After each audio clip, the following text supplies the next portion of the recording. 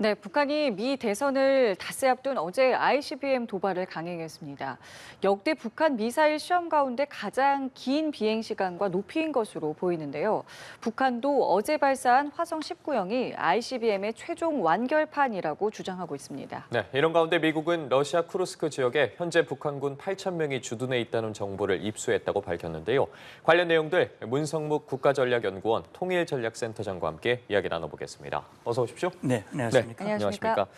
앞서 전해드린 것처럼 북한이 어제 ICBM을 발사했습니다. 대륙간 탄도미사일. 사실 탄도미사일 도발을 올해 한 적은 있지만 이 ICBM을 발사한 건 올해 들어 처음이었거든요. 맞습니다. 어떤 의도였다고 보십니까? 예, 물론 여러 가지 의도가 있을 겁니다. 근데 북한이 친절하게 오늘 아침 매체를 통해서 어제 5시간 만에 이미 김정은이 입장을 내놨습니다만 예. 모든 책임을 한국과 미국으로 돌렸죠. 북한이 적수라고 표현을 했는데 끊임없이 북한을 위협하고 있다고 그랬어요. 아마 그건 한미가 연합연습을 한다든지 또는 북한의 핵미사일 위협에 대비해서 확장 억제를 강화하고 일체형 확장 억제, 또 미국의 주요 전략사산들이 이 주요 시기마다 또 한국에 전개하기도 하고 예. 그리고 우리 대통령께서 지난 10월 1일 국군의 날 행사를 통해서 북한이 핵 미사일로 우리를 공격을 시도한다면 북한 정권이 존재하는 시나리오는 없다. 이런 이제 경고를 했는데 아마 그런 걸 다 싸잡아서 끊임없이 북한을 공격하고 협박하고 있기 때문에 정말 완결판과 같은 막강한 세계 최강의 이 ICBM을 발사하게 됐다라고 이제 얘기를 하고 있습니다. 예. 그런데 실제 발사한 시점을 보면 한미 SCM이 워싱턴에서 열려서 북한의 파병이라든지 북한의 도발 위협에 대해서 규탄하고 대응책을 강구하는 시점이었고 또 미국 대선 며칠 안 남았어요. 그리고 국제사회가 김정은의 불법 파병에 대해서 모두가 관심을 높이고 있는 이런 상황 속에서 아마 이런 모든 것들에도 불구하고 우리는 강력한 힘을 가지고 있다는 걸 과시하고 싶은 그런 정치 선전적 효과도 노리고 있고 내부적으로도 많이 어렵지 않습니까, 북한이. 김정은이 끊임없이 전쟁 분위기를 고취시키고 이 가운데서 최강의 무기를 가지고 있다고 선전함으로써 김정은의 위대성, 또 북한 주민들 흔들리는 것을 다잡고 싶은 그런 절박한 마음도 있다고 생각합니다. 그 메시지를 강조하기 위해서 말씀하신 것처럼 좀 이례적으로 신속하게 김정은의 메시지를 냈다라고도 볼 수 있겠습니까? 좀 네. 메시지 나온 시점이 좀 빨랐던 것도 이례적이었던 것 같았어요. 그럼요. 어제 아침 7시 10분에 북한이 ICBM을 평양에서 발사를 했는데 한 5시간 만에 한 12시쯤 해서 입장이 나왔어요. 이전에 북한의 행태를 보면 전날 쏘면 그 다음날 네. 북한 매체 또는 대외 매체를 통해서 입장을 밝혔는데 5시간 만에 이걸 공개했다고 하는 것은 마침 또 어제는요, 현지 시간으로 어제는 유엔 안보리가 열려서 북한 파병과 관련해서 미국과 우리 대한민국 서방 측과 이 러시아와 북한이 나뉘어져 가지고 서로 공방을 벌이던 시기 그 타임이에요. 아마 김정은 입장에서는 이틀 전에 푸틴이 ICBM을 발사해서 핵무력을 과시하면서 서방 세계가 우크라이나를 더 돕거나 자기들을 향해서 이 위협의 수위를 높이면 이렇게 핵무력도 사용할 수 있다는 걸 과시했고 지금 요즘 푸틴과 김정은, 러시아와 북한은요 한 목소리, 한 행동을 하고 있습니다. 예. 그러니까 이 ICBM 발사하고 이틀 만에 김정은도 우리도 발사할 수 있어. 우리는 러시아와 북한은 위대한 핵동맹이야. 강국이야. 감히 우리를 깔보거나 어떻게 하지 마. 그렇게 하면 상당히 좋지 않은 결과를 가져올 거라고 하는 것을 보여주고 싶은 그런 급한 마음에 5시간 만에 미리 네. 이 공개를 한 것이 아닌가 생각이 됩니다. 네. 그렇다면 북한이 최종 완결판이라고 주장하고 있는 ICBM에 대해서 조금 더 구체적으로 살펴보겠습니다. 우리 합참 같은 경우에는 이번에 발사한 ICBM이 고체 연료를 쓰는 신형 미사일이고 비행 시간이나 아니면 최고 고도가 역대 최장이었다고 밝혔습니다. 북한이 오늘 입장을 내기도 했고 그동안 사실 북한이 발사했던 ICBM과 비교했을 때 어느 정도나 고도화된 기술이라고 보세요? 실제 나타난 우리가 확인할 수 있는 것, 또 북한이 주장한 것은 고도가 높아졌고 네. 비행 시간이 길어졌다는 것, 이게 차이거든요. 그리고 지난 9월 달에 김정은이 직접 이 미사일 생산 공장 기지를 직접 방문을 해서 12축의 미사일 ICBM 발사대를 공개한 적이 있어요. 이게 사실 어제만 해도 저는 또 합참도 그랬고 아마 작년 12월에 발사한 화성 18형의 개량형이 되지 않겠느냐라는 예측을 했는데 그게 아니라고 오늘 북한이 발표한 거예요. 네. 신형 무기라는 거죠. 예. 화성 19 새로운 이름을 붙였습니다. 그리고 이제 고도가 한 500km 더 높아졌고 그다음에 비행 시간이 한 10여 분 더 늘어났어요. 이 얘기는 뭐냐면 김정은이 지금 간절히 바라는 건 뭐냐면 탄두를 무겁게 해서 거기에 여러 개의 탄두를 넣는 소위 말하는 다탄두 ICBM을 만들고 싶은 거예요. 네. 그러려면 덩치가 커져야 되죠. 덩치가 커지면 거기에 연료를 더 많이 넣을 수 있고 네. 그러면 더 멀리 더 길게 보낼 수 있는 거란 말이죠. 그동안 북한이 ICBM을 여러 번 쐈지만 한 번도 정상 각도로 쏜 적은 없어요. 이번에도 예. 역시 고각으로 쏘면서 어느 나라에도 위험을 주지 않았다. 안전하게 했다라고 주장은 하는데 어쨌든 간에 지금 봤을 때는 북한이 사거리를 늘리고 탄두의 무게를 늘리고 그렇게 해서 ICBM의 위력을 높이고자 하는 그런 마음이고 북한도 그랬어요. 최종 완결판이다. 그러면 더 발전된 건 이제 더 이상 없다라는 걸 보여주는 그런 뜻인지는 모르겠습니다만 어쨌든 그렇게 밝히고 있다는 점을 우리가 유의할 필요가 있고요. 고체 연료이기 때문에 기습 발사도 가능하죠. 예. 그런 것들이 우리가 유의해서 대응해야 할 부분이라고 봅니다. 그러면 이번 발사에 러시아의 기술도 들어갔을 거라고 생각을 하세요? 물론 작년에 북한이 이제 정찰 위성이죠. 두 번 예. 실패하고 마지막에 러시아에 그러니까 작년 9월 보스토치니 우주기지에 김정은이 방문을 했고 그 자리에서 푸틴이 공개적으로 우리가 위성 기술 도와줄 수 있다. 네. 그리고 나서 발사했는데 성공했거든요. 예. 그리고 나서 이제 금년 5월에 또 정찰 위성 발사를 했는데 올해는 또 실패했어요. 네. 아마 제가 볼 때는 북한의 그 로켓 기술이 상당한 수준에 올라온 건 맞지만 아마 그보다 진전된 러시아의 기술을 받았을 가능성 좀 있다고 봅니다. 아. 그리고 어제 이제 국방부 장관도 그런 얘기를 했어요. 지금 마지막 남은 관문이 뭐냐면 이 북한이 이제 대기권 재진입을 했을 때 과연 그걸 견딜 수 있겠느냐 하는 재진입 기술 역량이 아직 검증되지 않았다. 네. 이런 부분과 그다음에 통과했더라도 정확하게 목표 지점을 타격할 수 있느냐 하는 이런 부분들이 좀 아직 남아있는 거거든요. 아마 그런 부분에 있어서 끊임없이 러시아로부터 도움을 받으려고 애를 쓰고 있을 것이고 아마 일부라도 그런 협력이 이루어지지 않을까 그런 생각이 들기 때문에 네. 국방부 장관도 이제 거의 완성판에 가까워지고 있다 이렇게 보고 있는 것 같습니다. 예. 사실 앞서 전문가들이 미 대선 전후로 북한이 ICBM 발사와 관련한 도발을 진행할 가능성이 상당히 높다고 예측을 해왔는데 아직 미 대선이 남았습니다. 지금 이러한 가운데 어제 ICBM을 발사했고 또 다른 도발이 남아 있을 거라고 보십니까? 네, 이제 우리 국방 정보 당국에서도 이미 예측을 했었죠. ICBM 발사 준비가 돼 있다. 그 시점이 뭐 언제일지는 확정할 수는 없지만 대선 전후일 가능성이 있다고 그랬는데 어제 발사를 했거든요. 예. 이제 남은 거는 정찰 위성 발사입니다. 금년에 김정은이 정찰 위성을 3번을 쏘겠다 그랬는데 5월 달에 한 번 쏘고 실패했거든요. 그러면 2번이 남았는데 남은 금년은 이 두 달밖에 안 남았어요. 그래서 아마 대선 전이라고 그래봐야 이제 나흘 닷새밖에 안 남았기 때문에 대선이라는 날짜를 꼭 집어서 얘기하기보다는 어쨌든 조만간 북한이 정찰 위성을 발사할 가능성이 현재로서는 농후해 보이고요. 또 한 가지 생각할 수 있는 것은 이제 7차 핵실험인데 이것은 김정은 입장에서는 지금 러시아 파병과 관련해서 국제사회의 대응 움직임이 높아지고 있고 또 미국 대선 결과가 어떻게 나오느냐 하는 것들을 좀 염두에 두면서 김정은에게 유리한 시점을 택해서 이 결심을 하지 않을까 생각을 합니다. 예. 자, 그리고 우리는 어제 미국과 함께 연합 공중훈련을 실시를 했지요. 이것과 관련해서도 좀 여쭤보고 싶은 게 어떤 훈련이었고 이게 이제 어제 했던 그 북한의 발사와도 맞물리는 것인지도 궁금한데요. 예, 물론 뭐 계획된 훈련이었습니다만 이 훈련은 어차피 그 시점에 북한이 ICBM 발사를 했기 때문에 우리 정부는 즉각 NSC 상임위를 열어서 대응책을 강구를 했고요. 네. 합참도 경고 성명을 발표했습니다.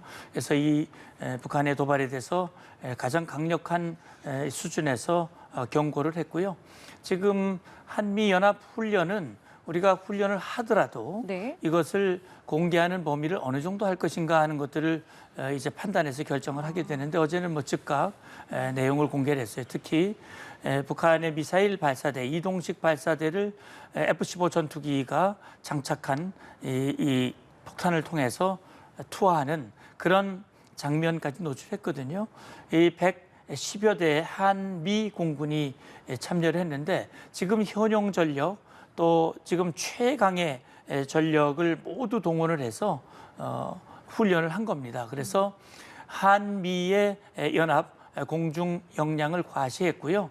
북한이 이런 도발을 한다면 네. 북한이 감내하기 어려운 그런 대응 대비 태세가 확고하게 갖춰져 있다고 하는 것을 북한 당국에게도 보여주고 우리 국민들에게도 안심을 하게 하는 그런 훈련이었다고 저는 봅니다. 예, 이 연합훈련과 관련해서 앞서 있었던 한미안보협의회에서 눈길이 가는 부분이 있습니다. 네. 내년 상반기에 이르면 내년 상반기로 예정이 돼 있는 것 같은데 지금 한미양국이 북한이 핵으로 공격하는 시나리오를 가정해서 이를 반영하겠다 했거든요. 그동안에 해오지 않았던 훈련이지 않겠습니까? 어느 정도 좀 더 진전이 되는 부분일 것 같은데 어떻습니까? 네, 그렇습니다. 이제 작년 4월 윤석열 대통령이 미국을 방문해서 워싱턴 선언에 합의했고요. 그리고 그 선언에 따라서 NCG, 한미 이 핵 관련 양자 협의체를 만들었지 않습니까? 여기에서는 한미가 이제는 핵과 관련해서 정보를 공유하는 건 물론이고 기획, 그다음에 작전 계획을 수립하고 연습하는 모든 과정을 함께한다.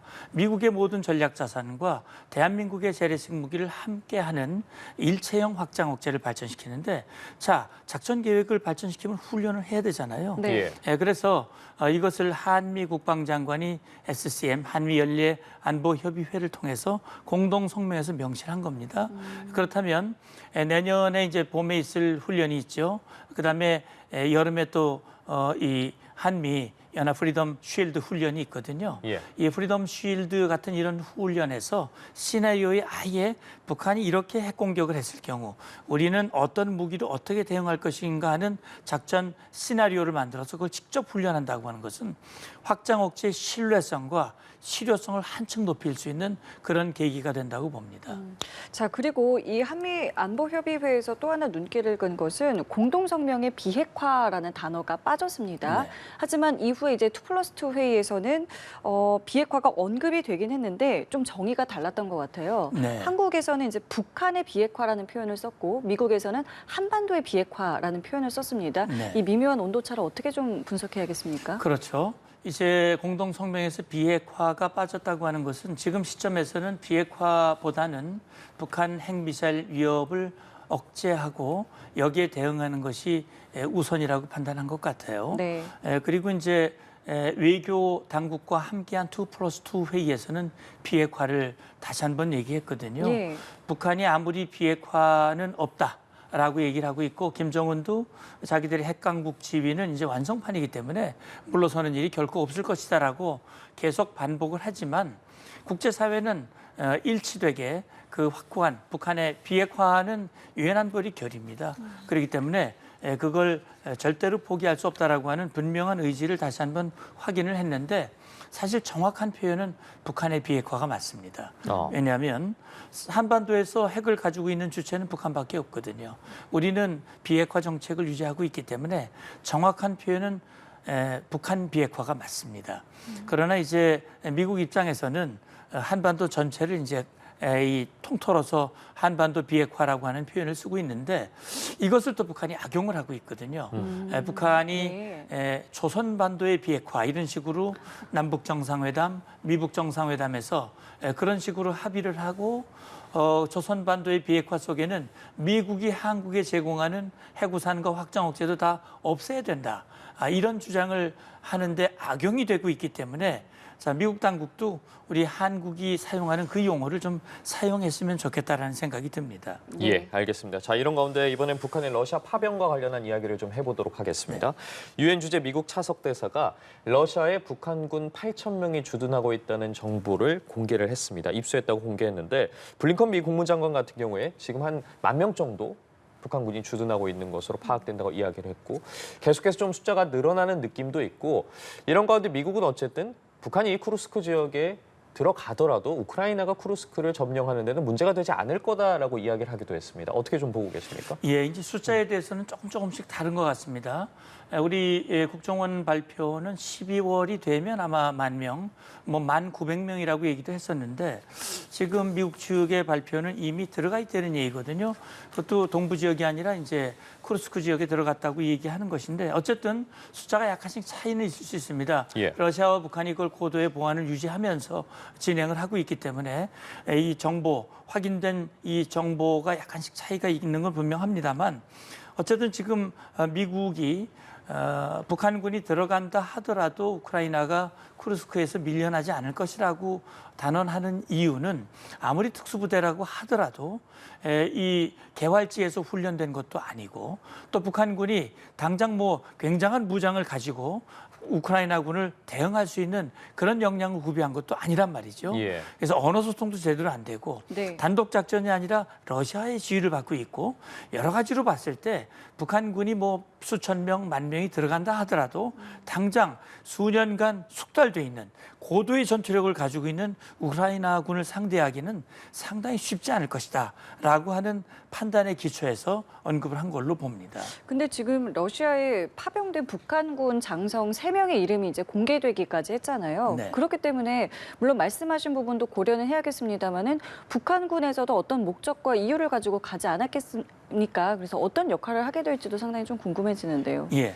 그러니까 김정은도 어쨌든 절박한 푸틴을 도와서 뭔가 푸틴에게 도움이 돼야 되거든요. 가서 그냥 일방적으로 뭐 총알바지나 된다고 한다면 별 기여하는 것이 없을 수도 있기 예. 때문에 이렇게 이제 고위 소위 김정은이 신뢰하는 인물들을 대표단에 포함을 시켜서 러시아와 협력을 하게 되고 어떤 형태든 전선에서 전투를 하는 과정이든 아니면 전투를 지원하는 참호라든지 공병 작전을 지원을 하든 네. 아니면 근로자를 보내서 전반적인 재건 지원을 하든 푸틴에게 절대적인 도움을 주도록 만들고 이걸 통해서 김정은이 원하는 군사적인 필요, 경제적인 필요 뭐 결과적으로 보면 김정은 정권을 공고히 하고 이어가고자 하는 그런 절박한 필요 때문에 많은 젊은이들을 이 피해 전장터, 불법 침략의 전쟁으로 몰아내고 있다. 저는 그렇게 생각을 합니다. 예, 이런 가운데 우크라이나 젤렌스키 대통령 북한군과 며칠 내에 교전이 예상된다면서 우리에게 방공 시스템을 요청할 거라고 했습니다. 국내 언론과의 인터뷰를 통해서도 뭐 서방 언론이 사실상 손을 놓고 있다면서 우리에게 지원을 좀 요청을 했는데 단계적으로 저희도 대응을 한다고 하지 않았겠습니까? 그럼요. 이와 관련해서 좀 판단이 우리 정부도 판단이 이제 필요할 것 같은데 어떻게 네. 좀 대응해야 한다고 보십니까? 뭐 일각에서 155mm 포탄 우회 지원 이런 언급은 아니라고 국방부가 명확히 얘기를 했고요. 예. 이제 단계적으로 하는 거기 때문에 일단 우크라이나 측에서 이제 특사도 파견을 한다고 하니까요.